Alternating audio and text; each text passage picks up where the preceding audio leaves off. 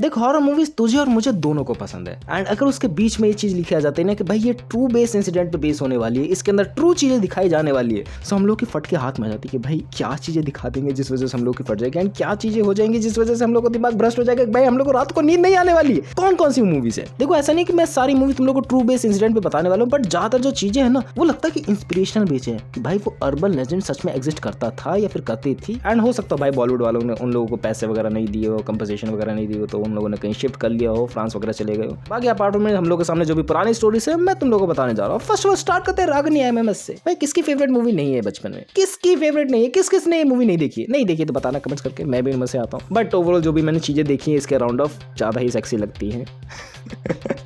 And इसके अंदर जो सीन्स दिखाए गए थे उसकी बात नहीं करने वाला हूँ, मैं बात कर रहा हूँ कि भाई जिस बंदी ने इसको बयां करा है ना उसकी परमिशन के बिना ही, उसको दिखाए बिना ही उसके अंदर वो अडल्ट सीन डाले गए एंड उसको जानबूझ के पब्लिश कर दिया गया। एंड ये एक दिल्ली का ही इंसिडेंट है, एंड जिनके साथ ये घटना घटी है उनका नाम शायद से दीपिका या फिर देविका है, एंड उनके बॉयफ्रेंड के साथ जब वो एक किसी अनजान प्लेस के अंदर जाती है तब उनको डिफरेंट लोकेशंस पे डिफरेंट चीजें फील आउट होती है, एंड सीसीटीवी कैमरा में भी कुछ चीजें हरकतें वो नोटिस करती हैं बट उसको कैप्चर नहीं कर पाती है। एंड जब वो इंसिडेंट किसी डायरेक्टर की नजर में आता है कि भाई हम लोग को एक मूवी बनानी चाहिए, सो इन्होंने एक मूवी बनाने का सोचा, एंड जैसे ही मूवी बनाने का सोचा इनसे सारी स्टोरी इकट्ठा करने के बाद उन्होंने इसमें अपना मसाला डाला कि भाई ना कुछ रागनी एमएमएस बनाते हैं, कुछ ना एडल्ट सीन डालते हैं, ऐसे बोल्ड सीन डालते हैं ना लॉन्डो के अंदर से कब कभी डाल देते हैं कि भाई हाँ ये सीन हम लोग को घर वालों के साथ नहीं देखना चाहिए था। शायद से मूवी लगा कि हम लोगों ने गलती कर दी है। Yes, I went out with my boyfriend. Yes, I saw all the paranormal things happen with me. That's my experience. मैंने मूवी देखी नहीं है अभी तक, and I have the issue with that only कि मुझे मूवी क्यों नहीं दिखाई जा रही, and that's why I'm here. I had a word with Ekta about this. मुझे मूवी देखनी है. I've been calling her. I've been telling her everything I wanted to, but she's not responding. The movie is about my story. ऐसा क्या है movie में जो मुझे नहीं दिखाया जा रहा? मेरी story. I mean, it's my story. I have the right to validate it, isn't it? And इसके जो रियल विक्टिम्स है वो आज तक पब्लिश तो नहीं किए गए, बट ऐसा माना जाता है कि भाई हाँ देविका की ये स्टोरी ओवरऑल हम लोगों को बताई गई है, एंड देविका के विदाउट द परमिशन ये पब्लिक भी कर दी गई है कि भाई ये चीजें घटी थी, एंड इससे ओवरऑल देविका को तो बहुत ज्यादा चीजें बैकएंड में झेलनी पड़ी थी। भाई मेरा ही ट्रॉमा बता रहे हो, मेरे को ही कंपनसेशन नहीं दे रहे हो, मेरी परमिशन के बिना ही ये सब चीजें दिखा रहे हो, तो भाई मेरा क्या फायदा? बैकएंड में तो चलता है ना कि भाई मेरी स्टोरी दिखाई जा रही है, मुझे पैसे चाहिए भाई इसके। तो ये स्टोरी तो अधूरी रह गई, लेकिन रागनी एमएमएस ने पैसा कमा लिया। And the next urban legend की बात लेके चलते हैं, दैट वाज अ स्त्री। भाई किसने ये मूवी नहीं देखी एंड ये डायलॉग नहीं सुना है?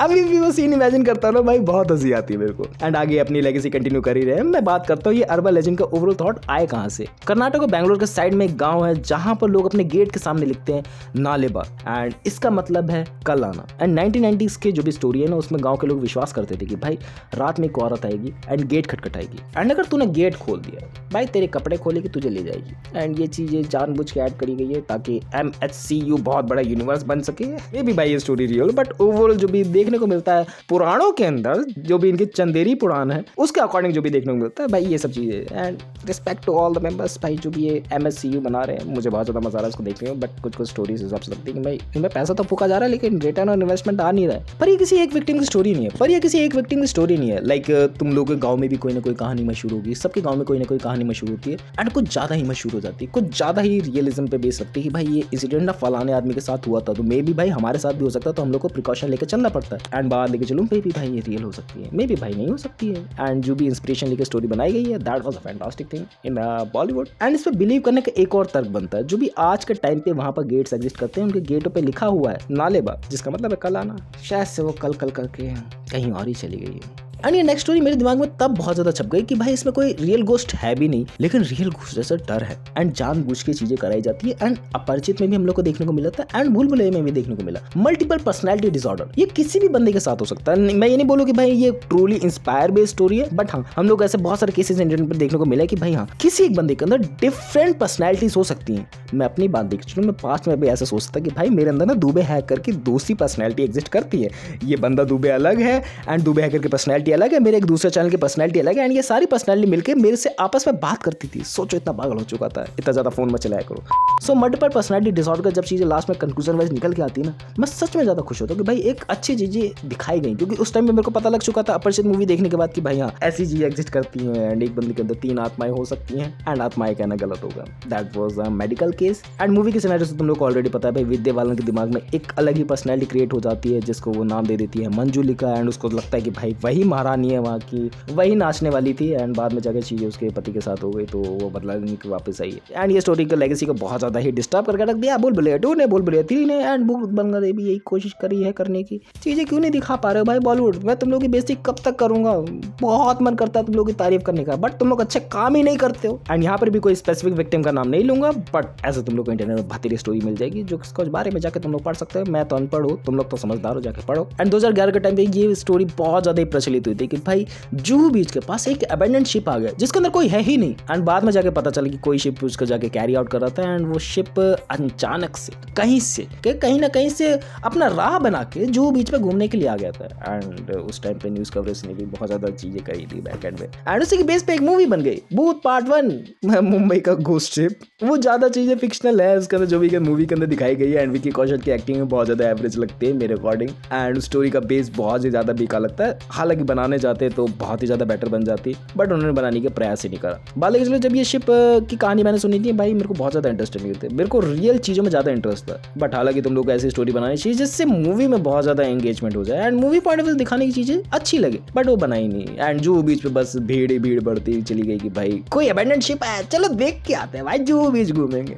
अच्छा लगा बहुत ज़्यादा देख के भाई, अपने आप ऐसी स्टोरी एग्जिस्ट करती है एंड उसके बेस पे इंस्पिरेशन लेके चीज़ें बनाई जाती है एंड उसको बहुत ही बुरी तरीके से नाकाम कोशिश के द्वारा प्रदर्शित करा जाता है और उसके बाद उसको अबेंडन कर दिया जाता है। एंड नेक्स्ट स्टोरी तुम लोगों ने आधे ज़्यादा लोगों ने देख ली होगी, मैं तुम्बाड़ की बात लेके चल रहा हूँ। But Tumbbad village real life में एग्जिस्ट करता है एंड वहाँ के लोगों की मान्यता है कि भाई खजाना कहीं ना कहीं छुपा हुआ है एंड वहीं से इंस्पिरेशन बेस लेके सोहम शाह ने चीज़ें बताने की कोशिश करी है, जो देखने में बहुत ज़्यादा अच्छा लगता है, जो देखने में इस तरीके से लगता है ना भाई कुछ तो होगा। लाइक अगर मैं अभी ये शिप वाला एग्जांपल लेके चलूं, 2011 में जो इंसिडेंट हुआ, ऐसी स्टोरी बनानी चाहिए कि भाई मूवी इतना ज़्यादा इंटरेस्ट बना ले कि भाई सच में उन चीज़ों के अंदर वो चीज़ें हुई होंगी। बट नहीं, हम लोगों को कैसी भूत द हॉन्टेड शिप जैसी स्टोरी बनानी है। तुम्बाड़ जैसी स्टोरी बनाओ भाई, तुम्बाड़ 2 आ रही है, वी आर एक्साइटेड। तुम लोग एक्साइटेड हो कि नहीं बताना कमेंट करके। एंड द नेक्स्ट स्टोरी जो अंदर से झिंझोड़ के रख देती कि भाई हाँ हॉरर ना दिखा के भी हॉरर दिखा देना।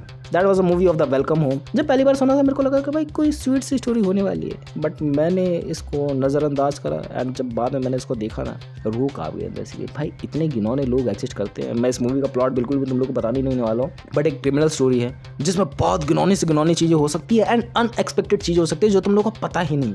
एंड हाँ, कहीं पुणे में स्टोरी घटित हो चुकी है ऑलरेडी एंड सारे विक्टिम्स पकड़े जा चुके हैं जो भी क्रिमिनल्स इसके अंदर, बट कौन है इसके अंदर रियल, कौन फेक है एंड क्या चीज़ें घटी थी क्या चीज़ें नहीं घटी थी पता नहीं। इसकी इन्फॉर्मेशन ज़्यादा इंटरनेट पे अवेलेबल नहीं है, बट दिखाने का तरीका, बयां करने का तरीका बिल्कुल हम लोग को उस मोड पे लाके खड़ा कर देता है कि भाई इंसानियत खत्म हो चुकी है। लिटरली बोलो ना, भरोसा उठ चुका है, मेरा तो बहुत पहले से उठ चुका है, लेकिन तुम लोगों का उसके बाद उठ जाएगा कि भाई ऐसे गिनौने लोग एग्जिस्ट करते हैं तो मेरे को दुनिया वालों से कनेक्शन बनाना ही नहीं है, मैं अपना ही कहीं मस्त मौला रहूँगा। या that was a true incident based story जो भी मैंने तुम लोगों को बताई। तुम लोगों को कौन कौन सी पसंद आई, तुम लोगों को कौन कौन सी पसंद नहीं आई। हालांकि कुछ मूवीज़ मैंने ऐसे भी कंसीडर करी है जिसकी इंस्पिरेशन है एंड वो बहुत ही ज़्यादा वाइडली कॉमन है, तो उनको भी मैंने इंक्लूड करा। मैंने कहा तुम लोगों का थोड़ा सा टाइम और वेस्ट करा जाए, इतना ही करा जा रहा है। That's it for the video. मिलते नेक्स्ट वीडियो में, बाय।